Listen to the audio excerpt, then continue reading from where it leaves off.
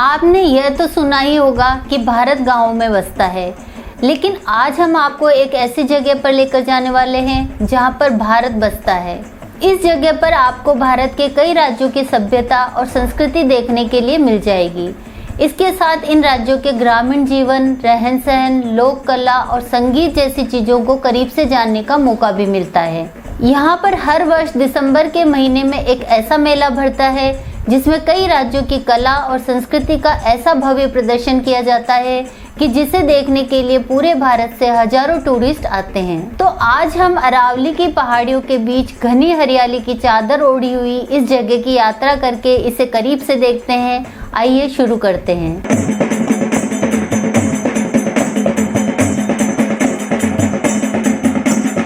इस जगह को शिल्पग्राम के नाम से जाना जाता है। शिल्पग्राम का मतलब है भारत के ग्रामीण जीवन की सभ्यता और संस्कृति का संग्रहालय।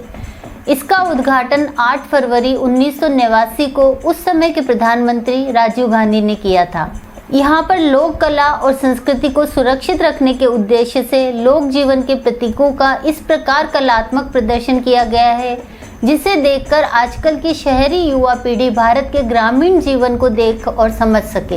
इस कार्य के लिए भारत सरकार ने उदयपुर के वेस्ट जोन कल्चरल सेंटर के जरिए राजस्थान, गुजरात, महाराष्ट्र और गोवा की कला और संस्कृति को एक ही स्थान पर प्रदर्शित किया है।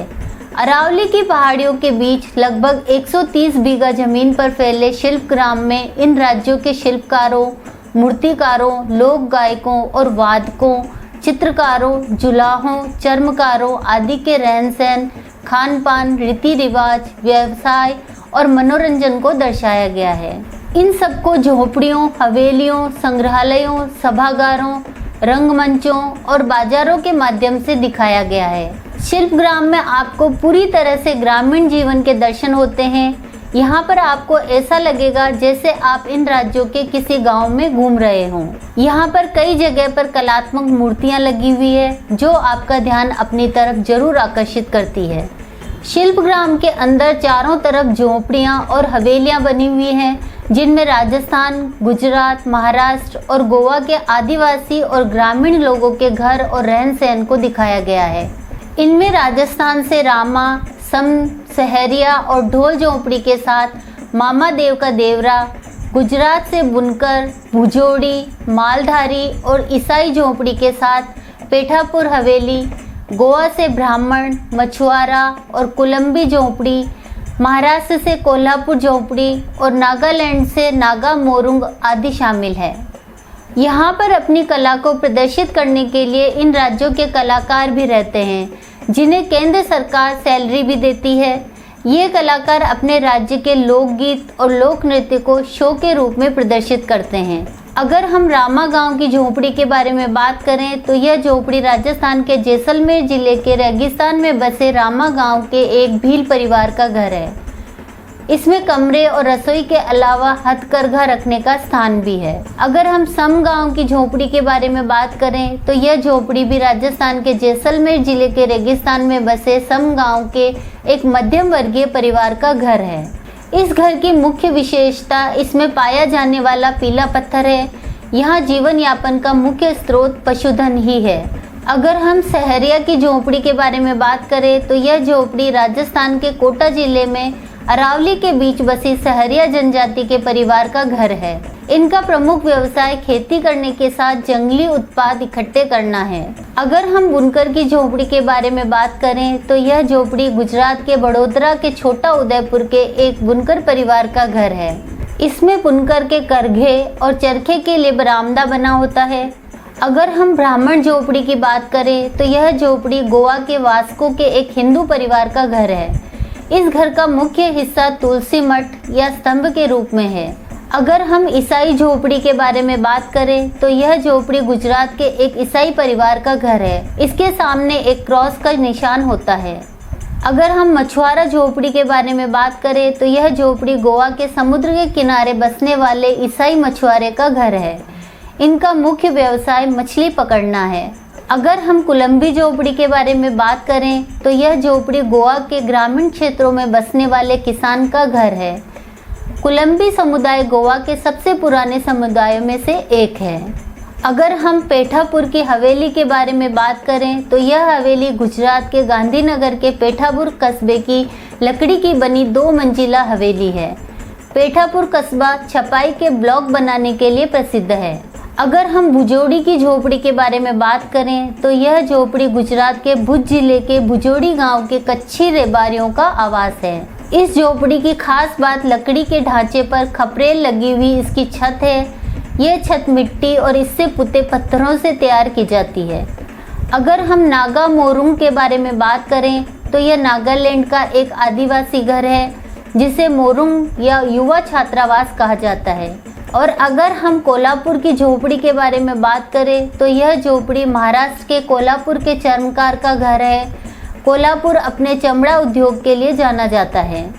अगर हम बन्नी के मालधारी की झोपड़ी के बारे में बात करें तो यह झोपड़ी गुजरात के भुज जिले के बन्नी क्षेत्र के मालधारी मुस्लिम समुदाय का घर है। एक कमरे वाली यह झोपड़ी गोल होती है। अगर हम ढोल की झोपड़ी के बारे में बात करें तो यह झोपड़ी राजस्थान के उदयपुर जिले के गोगुंदा क्षेत्र के ढोल गांव के कुम्हार का घर है। 2 मंजिल की इस झोपड़ी में 5 कमरे बने हैं।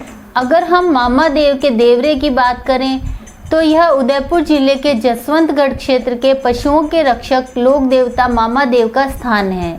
शिल्पग्राम के अंदर कई संग्रहालय और सभागार बने हुए हैं जिनमें किसी में मिट्टी के खिलौने और बर्तन, किसी में चित्रकारी और किसी में कठपुतलियों का जीता जागता संसार है। इनको माटी के रंग, संगम सभागार, दर्पण सभागार, कला निवास, कला कुंज, कला विहार, गोल म्यूजियम आदि नामों से जाना जाता है।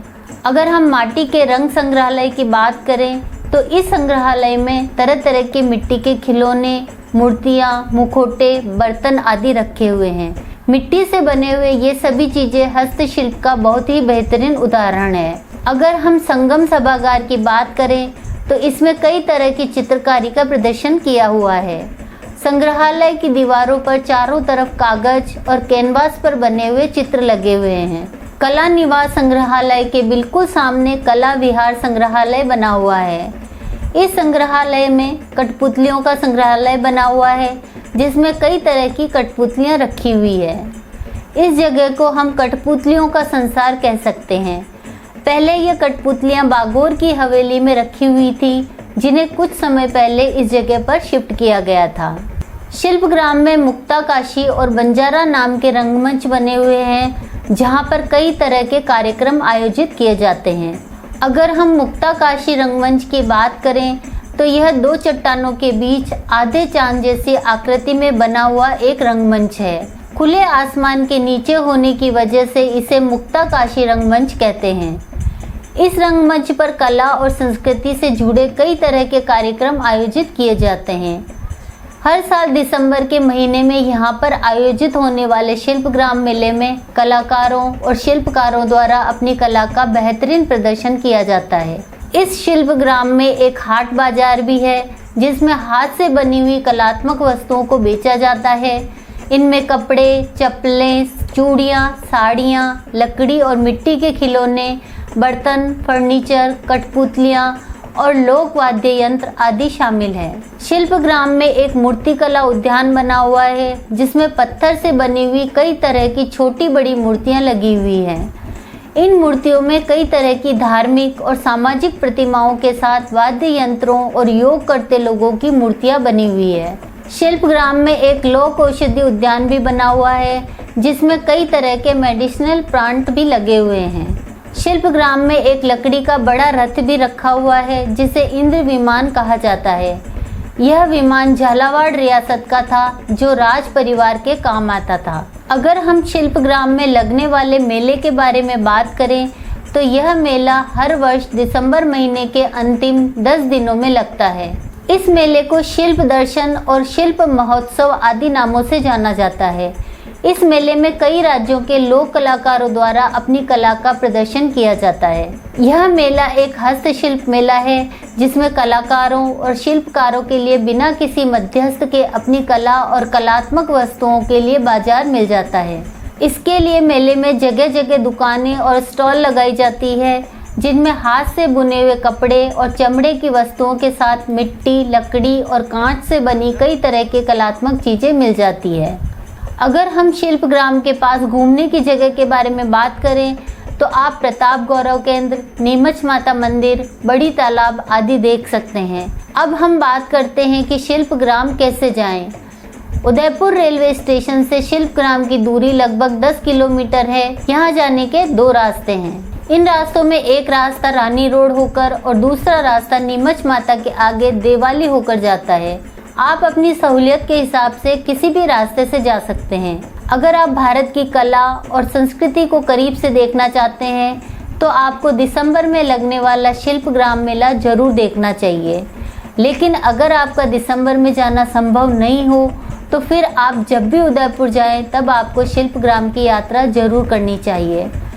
आज के लिए बस इतना ही। उम्मीद है हमारे द्वारा दी गई जानकारी आपको ज़रूर पसंद आई होगी। कमेंट करके अपनी राय ज़रूर बताएं। इस तरह की नई नई जानकारियों के लिए हमारे साथ बने रहें। जल्दी ही फिर से मिलते हैं एक नई जानकारी के साथ। तब तक के लिए धन्यवाद। नमस्कार।